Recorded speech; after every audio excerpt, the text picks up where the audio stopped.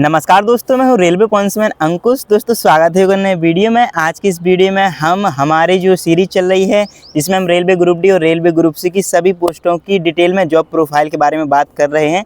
अब तक हम 8 वीडियो बना चुके हैं जॉब प्रोफाइल की। ये हमारी 9वीं वीडियो है जिसमें हम बात करने वाले हैं रेलवे ग्रुप डी की एक असिस्टेंट पीवे की पोस्ट के बारे में, जिसके बारे में A to Z सारी जानकारी बताएंगे। क्या काम रहता है, ट्रेनिंग कैसे रहती है, कितने घंटे काम करना होता है, महिलाओं के लिए कैसी है और सैलरी स्लिप दिखाएंगे, इनको सैलरी कितनी मिलती है। इसके अलावा जितनी भी चीज़ें हैं, इनको सुविधाएं क्या क्या मिलती हैं, ट्रांसफ़र के नियम, लीव के नियम और भी जो एडवांटेज डिसएडवांटेज है, सारी चीज़ों के बारे में बात करेंगे कि ये प्रमोशन से कहाँ तक पहुँच सकते हैं। बस वीडियो के अंत तक देखिएगा। बाकी जो पहले हमने वीडियो बनाई है, अगर उनको देखना है जिसमें हम बहुत सारी पोस्टों की जॉब प्रोफाइल के बारे में बात कर चुके हैं, तो जिसकी प्लेलिस्ट हमारे चैनल पे मिल जाएगी, तो वहां से जाके आप देख सकते हैं। और ऐसी ही इन्फॉर्मेशन वीडियो और अपडेट के लिए हमारे चैनल को सब्सक्राइब जरूर कर लेना। चलिए बिना किसी टाइम वेस्ट के शुरू करते हैं और चलते हैं हमारी स्क्रीन पर। तो देखिए हम हमारे स्क्रीन पे आ चुके हैं और आज की इस वीडियो में, जो कि हमने पहले बताया है कि आज की इस वीडियो में हम बात करने वाले हैं असिस्टेंट जो पीवे पोस्ट होती है रेलवे ग्रुप डी की। पीवे का मतलब होता है परमानेंट वे, जो कि इंजीनियरिंग डिपार्टमेंट की एक पोस्ट होती है। तो इस वीडियो में हम बात करेंगे इसकी सिलेक्शन प्रोसेस की, इसकी ट्रेनिंग की, कैसे क्या कितने दिन चलती है, फिर पोस्टिंग ड्यूटी और टाइमिंग की, इसके बाद वर्कलोड क्या रहता है, प्रमोशन से कहाँ तक पहुँच सकते हैं, इनकी सैलरी स्लिप दिखाकर इनकी सैलरी भी दिखाएंगे। इसके अलावा लीव कौन कौन सी इनको मिलती हैं, ट्रांसफ़र के नियम इनके क्या क्या हैं, फैसिलिटीज़ के बारे में बात करेंगे, एडवांटेज और डिसएडवांटेज के बारे में भी बात करेंगे, और ये महिलाओं के लिए कैसी रहने वाली है, क्या काम इनको करना पड़ता है। तो इतनी सारी चीज़ों के बारे में हम एक एक करके बात करने वाले हैं। देखिए इस तरह से हमने पीपीटी बना ली है, तो आपको इन पीपीटी की मदद से सारी चीज़ें समझाएंगे। तो चलिए सबसे पहले हम बात करते हैं इनकी जो है सिलेक्शन प्रोसेस की, यानी कि इनकी जो चयन प्रक्रिया है उसके बारे में हम बात करेंगे। तो देखो सबसे पहले आप फॉर्म भरेंगे तो CBT एग्जाम होगा, जो कि 100 मार्क्स का होता है, जिसमें मैथ, रीजनिंग, जनरल साइंस और जीके करंट अफेयर पूछी जाती है। इसके बाद आपकी एक कट ऑफ बनती है जो कि PET टेस्ट के लिए बनाई जाती है, जिसमें 1000 मीटर की रनिंग कराई जाती है, जिसमें मेल कैंडिडेट के लिए 4 मिनट 15 सेकंड का, फीमेल कैंडिडेट के लिए 5 मिनट 40 सेकंड का समय दिया जाता है। वहीं इससे पहले आपको एक वजन उठाने वाला भी टेस्ट देना होता है, जिसमें 35 किलो का वजन मेल कैंडिडेट को और 20 किलो का वजन फीमेल कैंडिडेट को 100 मीटर 2 मिनट के अंदर चलना होता है आराम से। इसके बाद तीसरी प्रोसेस आ गया आपकी डॉक्यूमेंट वेरिफिकेशन, जो कि नोटिफिकेशन में जितने डॉक्यूमेंट दिए रहते हैं वो सारे डॉक्यूमेंट आपसे मांगे जाएंगे। जैसे ही आपके डॉक्यूमेंट वेरिफिकेशन की प्रोसेस पूरी होती है तो फिर आपका मेडिकल टेस्ट कराया जाएगा। मेडिकल टेस्ट जो है इस पोस्ट में पहले B1 मेडिकल रहता था स्टैंडर्ड, लेकिन फिलहाल में C1 मेडिकल स्टैंडर्ड वाले स्टूडेंट को भी इस पोस्ट के लिए ले लिया जाता है। इसकी जो योग्यता है वो 10th पास रहती है। ITI है तो अच्छी बात है, लगा सकते हैं, खैर लेकिन सिर्फ 10th पास ही रहती है। 18 से 33 साल इसकी एज लिमिट होती है, जिसमें आपकी जो OBC वाले कैंडिडेट को 3 साल का रिजर्वेशन मिल जाता है और SC ST वालों के लिए 5 साल का मिल जाता है एक्स्ट्रा। अब बात आती है इनकी पोस्टिंग जैसे ही होती है मेडिकल होने के बाद, तो फिर इनकी ट्रेनिंग की बात आती है। तो बेसिक इनकी कोई अलग से कोई ट्रेनिंग ऐसी नहीं होती, लेकिन जो आपका डिवीज़न होता है तो हर एक डिवीज़न में एक यार्ड टाइप का बना रहता है, इस तरह से जैसे यहाँ पे बता रहे हैं। तो सिर्फ आपको ट्रेनिंग का जो मॉड्यूल है, कुछ काम करने के तरीके हैं, सेफ्टी कुछ चीज़ें हैं तो वो बता दी जाती हैं। टोटल लगभग 10 दिन की आपको ट्रेनिंग दी जाएगी, जिसमें जो है एक ओरिएंटेशन 2 दिन के आपको रेल ऑर्गेनाइजेशन और सेफ्टी जो रूल्स होते हैं उनके बारे में बता दिया जाएगा यहाँ पे इस तरह से। इसके बाद दूसरे फेज शुरू होगा जिसमें टेक्निकल नॉलेज के बारे में बता दिया जाएगा, ट्रैक के स्ट्रक्चर, टूल्स और जो मशीन होती हैं उनके बारे में। फिर ऑन फील्ड ट्रेनिंग दी जाएगी लगभग 4 दिन की, कि प्रैक्टिकली आपको किस तरह से यूज करना है टूल्स जो हैं और किस तरह से आपको यहाँ पे ऐसे काम करना है। तो ट्रेनिंग आपकी इस तरह से कंप्लीट हो जाएगी। बाकी बेसिक चीज़ें होती हैं, क्योंकि आपको जो काम करना होता है वो technician grade 1, grade 2, grade 3, JEE SSC इनके साथ रह के करना होता है, तो वो खुद वहीं पे बता दिए रहते हैं। तो 10 दिन की लगभग आपकी ट्रेनिंग हो जाएगी। अब पोस्टिंग ड्यूटी और टाइमिंग की बात आती है, तो इनकी जो पोस्टिंग होती है बेसिकली तो जो बड़े स्टेशन होते हैं, लार्ज स्टेशन जिनको कहते हैं, तो ऐसे स्टेशन पे पोस्टिंग होती है। उसके बाद फिर जिस छोटी स्टेशन पे आपको काम करने जाना पड़ेगा, तो महीने में 2-4 बार या फिर हफ्ते में 1 आध बार, इस तरह से जैसे ही मतलब ब्लॉक चलता है एक, तो 3-4 घंटे काम करने जाना पड़ता है ट्रैक का मेंटेनेंस करने के लिए। जैसे कि ट्रैक में छेद करना हो गया या फिर ट्रैक की जो पटरी है कहीं पर चेंज करनी हो गई, तो इस तरह से काम करना होता है। तो जो मेजर जंक्शन से वहाँ पर हो जाती है, 122 सिटी होती है जिसको, वहाँ पर पोस्टिंग हो जाती है। उसके बाद जिस भी स्टेशन पर काम करने हैं जा सकते हैं। तो इस तरह से होती है। डेली जो आपकी ड्यूटी है वो डे ड्यूटी ही चलती है। एक्सट्रीमली 8 घंटे की ड्यूटी चलती है, जो कि 9 से 5 तक रहती है। उसी के बीच में आपको 3 से 5 घंटे का जो इंजीनियरिंग ब्लॉक मिलता है, उसी ब्लॉक में आपको जो रेलवे ट्रैक होते हैं उस पर मेंटेनेंस का काम करना होता है, और वीक में एक रेस्ट आपको परमानेंट दिया जाता है।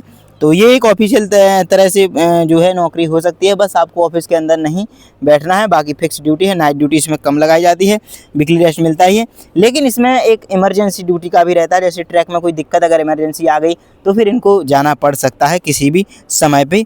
अब बात आती है इनके काम की, बात एक बार कर लें। देखो असिस्टेंट जो पीबे होते हैं और यहाँ पे ट्रैक मेंटेनर ग्रेड 4 भी हमने लगा दिया है। तो जो टेक्निक जो असिस्टेंट पीबी होते हैं, एक्चुअल में इनकी जो पोस्ट होती है वो ट्रैकमैन की ही तरह होती है, इंजीनियरिंग डिपार्टमेंट में ही होती है। लेकिन इनकी जो ड्रेस है तो ड्रेस कोड अलग होता है, मतलब ड्रेस जो पॉइंट्समैन की होती है उस तरह से लोग पहनते हैं। ट्रैकमैन की जो ड्रेस है वो अलग टाइप की रहती है। तो इसमें जो मशीनें होती हैं, जैसे ये पटरी में यहाँ पे छेद कर रहे हैं तो इस तरह से छेद करेंगे, या फिर ये पटरी को काट रहे हैं, बीच से जो काटना है तो वो कटिंग का भी काम करेंगे। ड्रिलिंग, कटिंग, ग्राइंडिंग और जो मशीन चलाना हो गया इस तरह से। तो ये जो है SHD SEG मेंटेनेंस ये काम करते हैं। और ये जो मशीन चलती है इनकी जो जब ये मशीन चलती हैं, ब्लॉक चलते हैं तो इस तरह से इनके साथ भी रहते हैं। इसी के साथ में जो ट्रैक मशीन वाले हैं वो भी रहते हैं, यानी कि टीम वर्क रहता है। बहुत सारे लोग मिलकर ये काम करते हैं, जैसे कि ब्लास्ट ट्रेन, गेट मैनेजमेंट, इस तरह से रहते हैं ये सारी चीज़ें। वहीं जो यहाँ पे ट्रैक मेंटेनर होते हैं उनको बेलास्ट का भी काम करना होता है, पेट्रोलिंग भी करनी होती है, नाइट ड्यूटी भी लगाई जाती है। तो इस तरह से रहता है, मतलब जो पीबी की पोस्ट है वो ट्रैकमैन से कहीं ज़्यादा अच्छी है और इनकी जो सैलरी है वो भी बहुत अच्छी तरीके से मिल जाती है। अब बात आती है तो सैलरी की बात आ ही गई तो चलो सैलरी स्लिप भी आपको दिखा देते हैं। ये है जनवरी 2025 की सैलरी, जो कि फिरोजपुर डिवीज़न की है। लगभग 1 साल पहले की यहाँ पे सैलरी स्लिप है। यहाँ पे कुछ चीज़ें हाइड कर दी गई हैं। यहाँ पे डिजिग्नेशन है असिस्टेंट पीबी, इंजीनियरिंग डिपार्टमेंट की पोस्ट होती है, लेवल 1 है, 19,100 इनका बेसिक पे है। नेक्स्ट जो इंक्रीमेंट लग गया होगा क्योंकि 1/1/2026 निकल चुकी है। इसके बाद आते हैं इनके बेसिक डिटेल में सैलरी के। तो देखो यहाँ पे बेसिक पे इनका है 19,100। DNS अलाउंस उस टाइम का 10,123, अब तो 11,000 प्लस बनेगा इनका। HRA उस टाइम पे जो है X, Y और Z सिटी के आधार पे मिलता है, तो Y सिटी में आता होगा 20% इनको मिल जाता है, तो ये हो जाएगा 3820 रुपये। इसके बाद ट्रांसपोर्ट अलाउंस 1377 रुपये, NHA दो पड़ गए हैं तो 960 रुपये, ट्रैवलिंग अलाउंस 6,250। देखो जो ट्रैवलिंग अलाउंस मिलता है अगली स्टेशन पे जाते हैं तो इस हिसाब से इनकी जो टोटल सैलरी 31 दिन की 41,630 बन जाती है। ये 2 कटौतियाँ होने के बाद 2952 बनती है, और कटौती होने के बाद जो टोटल अकाउंट में सैलरी आती है वो आती है 38,678 रुपये, जो कि एक रेलवे ग्रुप डी के एम्प्लॉय को बहुत अच्छी सैलरी मानी जाती है। तो इतनी इनको सैलरी मिल जाती है। अब बात आती है कि असिस्टेंट पीबी की जो प्रमोशन है वो कैसे कैसे और कब कब हो जाते हैं। तो देखो एक तरीका तो होता है डायरेक्ट प्रमोशन का, जो कि यहाँ पे आपको सामने दिख रहा होगा। इसमें ना तो आपको कोई एग्ज़ाम देना होगा और ना ही कोई चीज़, मतलब आपकी सर्विस रिकॉर्ड के आधार पे आपका प्रमोशन दे दिया जाएगा। आप सबसे पहले असिस्टेंट पीबी की पोस्ट लेवल 1 पे सिलेक्ट होंगे। इसके बाद 2 से 3 साल में आपको टेक्नीशियन ग्रेड 3 बना दिया जाएगा। इसके बाद आपका स्टेप 3 में टेक्नीशियन ग्रेड 2 बना दिया जाएगा, फिर टेक्नीशियन ग्रेड 1 बना दिया जाएगा, फिर MCM भी बन सकते हैं, JEE भी बन सकते हैं, SSC भी बन सकते हैं। लेकिन ग्राउंड रियलिटी ये है कि आप टेक्नीशियन ग्रेड 1 तक ही पहुंच सकते हैं आप, और इससे ज़्यादा अपनी सर्विस के रिकॉर्ड के आधार पे बहुत ही कम ऐसे लोग होते हैं जो पहुंच जाते हैं। बाकी पहुंच भी सकते हो, ऐसी ज़रूरी नहीं है। अब दूसरा जो है डिपार्टमेंटल एग्ज़ाम दे सकते हैं। इनके जो डिपार्टमेंटल एग्ज़ाम है LDC भी दे सकते हैं, ये GDC भी दे सकते हैं। ये बात यह है लेकिन जो इंजीनियरिंग डिपार्टमेंट है उनको LDC ना के बराबर देने को मिलते हैं, और वो कई बार तो देने को ही नहीं मिलते हैं। तो GDC एग्ज़ाम के थ्रू ये station master, clerk, train manager, ALP, CCTC, इस तरह की अलग अलग पोस्टों पे ये GDC का एग्ज़ाम देकर जा सकते हैं। अब लीव और ट्रांसफ़र की बात आती है तो जो बेसिक लीव होती हैं जिनको CL 10 पर ईयर मिलती हैं, LAP 30 पर ईयर मिलती हैं, LHAP 20 पर ईयर मिलती हैं, NHA भी लगभग 14-15 हो ही जाते हैं। और ट्रांसफ़र की बात करें तो एक तो एडमिनिस्ट्रेटिव ट्रांसफ़र होता है, मतलब सरकार जब भी चाहे आपका डिपार्टमेंट आपको ट्रांसफ़र कर सकता है।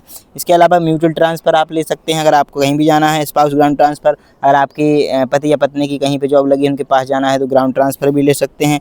इसके बाद ऑन रिक्वेस्ट ट्रांसफ़र, अगर आपको खुद से ही कहीं पे रजिस्ट्रेशन लगाना है तो वो भी आप ले सकते हो। तो इस तरह से हैं लीव और ये ट्रांसफ़र के नियम, और बाकी ट्रांसफ़र के जो नियम है वो इस तरह से यहाँ पे भी लिखे गए हैं। और ये जो फैसिलिटीज़ हैं असिस्टेंट पीबी की, तो रेलवे क्वार्टर जो टाइप 1 होते हैं वो इनको दिए जाते हैं। अगर नहीं दिए जाते हैं तो इनको HRA के रूप में, जैसा कि आपने सैलरी स्लिप में देखा था, पैसा दिया जाता है।